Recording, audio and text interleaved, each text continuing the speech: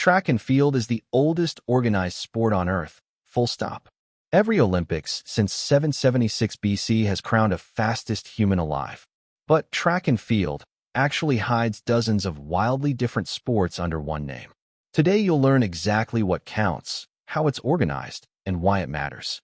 Let's start with the simplest split: running, jumping, and throwing.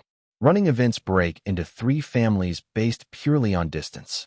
Sprints cover 100, 200, and 400 meters, pure explosive speed.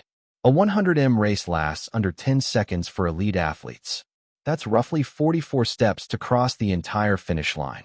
The 200m adds a curve, testing technique as much as raw speed. The 400m is the longest sprint, one full lap at near maximum effort. Middle distance covers 800m and 1500m, speed meets endurance. These races demand both raw power and smart pacing strategy. Go too fast early, and the final lap punishes you. Long distance stretches to 5,000m, 10,000m, and the marathon itself. Marathons aren't even run on a track, but still count as the sport's ultimate endurance test. Then there's hurdles, sprinting while clearing barriers at full speed. Men clear 110-meter hurdles. Women race the 100m hurdle distance. Miss a hurdle's rhythm, and your entire race falls apart in an instant. Relay races add a fourth dimension: teamwork under pressure. For athletes, one baton, zero room for a dropped handoff. The exchange zone is where races are won or lost before the final sprint even begins. Now let's talk about jumping, for totally distinct disciplines. Long jump is exactly what it sounds like. Sprint, then leap as far as possible. Athletes hit the board at nearly top running speed before converting it into distance. Triple jump adds 2 extra bounds before the final landing. Hop, step, jump. Each phase bleeding momentum into the next, demanding both speed and balance. High jump flips the goal entirely. Clear height, not distance. Athletes arch backward over the bar in the Fosbury flop. That technique revolutionized the event back in the 1968 Olympics, replacing older straddle and scissor styles almost overnight.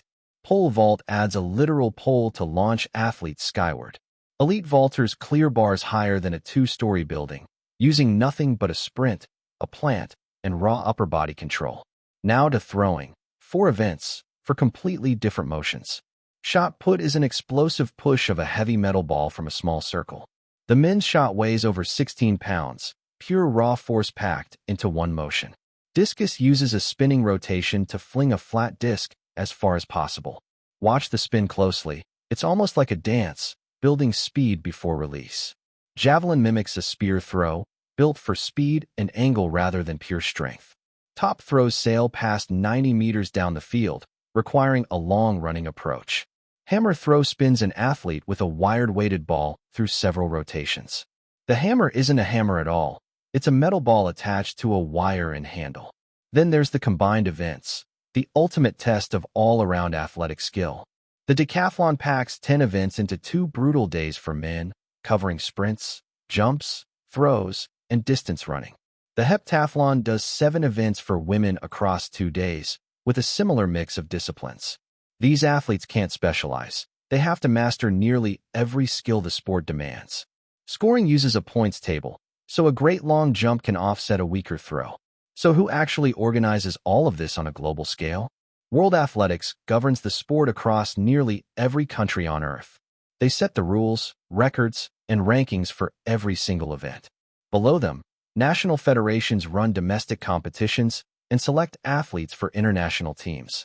The biggest stage is the Olympic Games, held every 4 years without exception. But the World Championships happen on the years in between, keeping the sport active year-round.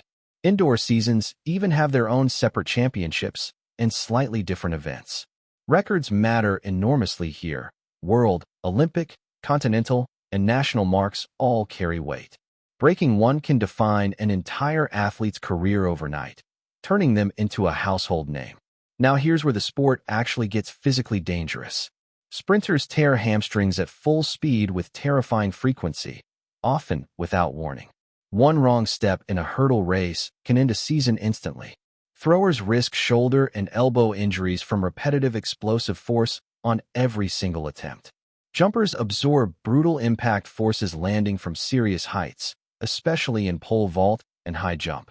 Even pole vaulters have suffered fatal falls on hard landings, making safety mats and technique critical. This is a sport where milliseconds and centimeters separate glory from disaster. So how do athletes actually train to handle all this? Sprinters focus on explosive power and precise running mechanics, often spending hours on start technique alone. Distance runners build aerobic capacity through enormous weekly mileage, sometimes over 100 miles a week. Throwers spend years perfecting technique before adding raw strength on top of it. Jumpers blend sprint speed with technical takeoff precision training, since timing matters more than brute force. Recovery is just as critical as the training itself here. Sleep, nutrition, and physiotherapy keep elite bodies competition-ready week after week. Most careers peak between ages 25 and 32, then gradually decline as recovery slows. Genetics play a role, but technique and consistency can outweigh raw and natural talent over time. So if you wanted to start, where would you even begin? Most clubs offer beginner sessions across multiple events at once, rather than forcing early specialization. Try sprinting, jumping, and throwing before picking one specialty to focus on.